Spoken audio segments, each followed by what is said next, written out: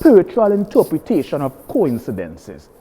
Because from a spiritual perspective now, a lot of spiritual or divine or religious interpretation of coincidences or synchronicity, you know, attributed to an external divine intervention that interpenetrates the universe, simultaneously existed outside space and time, whether we can conduce this to our angels or spiritual guide, whatever you do. So you have the spiritual interpretation, you have the metaphysical interpretation, you have the physics interpretation of coincidences, aka synchronicity, you have the scientific radical materialist, you have the staunch idealist. All this ties into, so to understand all the different interpretations of coincidences and synchronicity, we have to understand all the polarized intellectual and academical schools of thoughts and interpretations, and what are their fundamental, you hear me?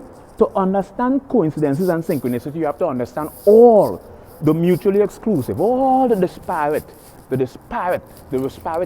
academic schools of interpretations of synchronicity, and aka also called coincidences, and what are their fundamental ideology that they are using to derive to these conclusions.